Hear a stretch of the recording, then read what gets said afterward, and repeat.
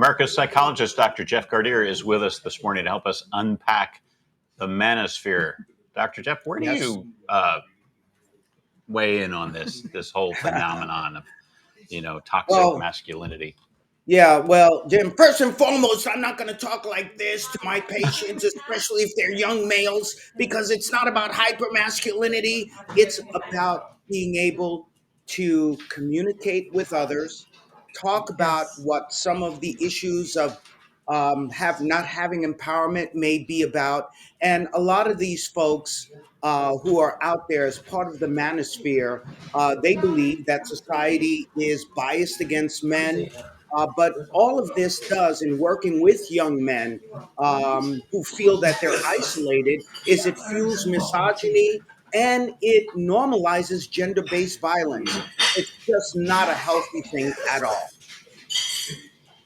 Isn't some of this? I think I was reading, for show, to try to build your social following. Some of the things he says, I don't really believe all of what I'm saying, but it's obviously getting the attention that he's after. Yeah, did you notice when he was doing his Hulk Hogan impersonation how he turned away from the camera and started smiling? I think a lot of these influencers don't even believe what they're selling, but it's a way for them to make money. And what that ends up doing is harming our young men. It promotes misogyny, hypermasculinity, and I believe it puts them in a position where they are less communicative in a way that they are encouraged to suppress a lot of their emotions and instead be this hyper male who doesn't feel anything. I only want to conquer. It's just not healthy at all. Well, Jeff, what should we be telling our young boys? I have a 10-year-old, an 8-year-old, and 6-year-old boy, right? 3 boys. And they're getting all these influences from YouTube. They are borderline toxic masculinity, especially when you talk about video games and that world.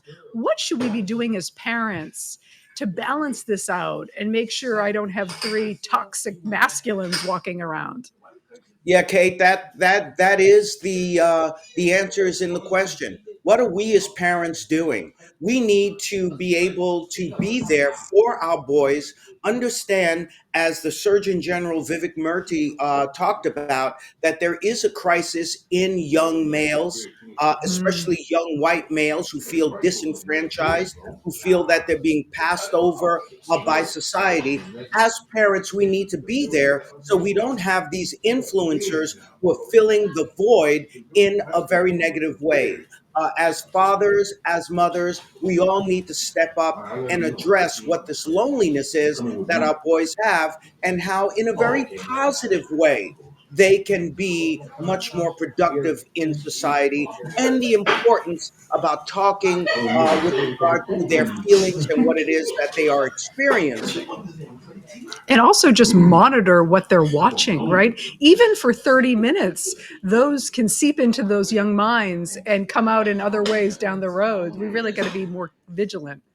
Yeah, and not only more vigilant, but also helping them with what it is that they are watching. There are other influencers who are quite positive, who really do believe in messages that talk about equality and egalitarianism and how to tap into one's better self. There are a lot of them out there, but it's some of these hyper masculine manosphere individuals who are actually getting all of the press out there. And notice I didn't say that individual's name because I don't think we should be promoting these particular individuals, at least as commentators, certainly as part of our news show, yes.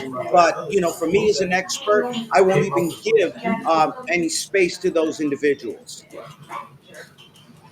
What does this say about our culture, Jeff, that this has taken such hold, and what young men are looking for, and how isolated they might feel in their lives?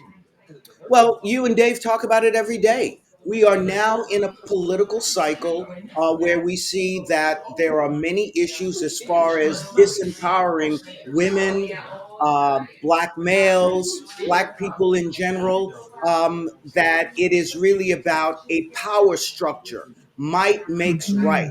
And so that reinforces a lot of these sort of hyper masculine, misogynistic messages that we see from a lot of these influencers. It just, in many ways, it rhymes with what we see happening in this political structure. We have people in office who are known for bad behavior, but are still being able to stay in these positions of power.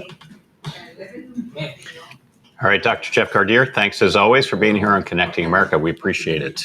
You know, my boys love Mr. Beast. Are you familiar with Mr. Beast? They're the most influential YouTuber on the planet. Yes. Yeah, and quite close to a billionaire at this point. And by no means is he toxic masculinity, but it just shows. Oh, no, not at all. But it just shows you how even 30 minutes a day that overtakes their life. That's all they want to talk about is Mr. True, Beast. but if your kids are looking up to Mr. Beast, be happy about it. I mean, this guy's giving away millions of dollars. Yes. He's building a company. Yes. He's doing really innovative things online. Be very happy. Yes. If you think your kids don't know Andrew Tate, you're wrong. Right. They do. Right. Our boys do. And you don't know that they're following this guy. He is enormously influential. Yeah. So you should have a conversation with your young boys about him, even if you think they don't watch. They do. Absolutely. And you might be surprised by what your kids say. You'd be astonished.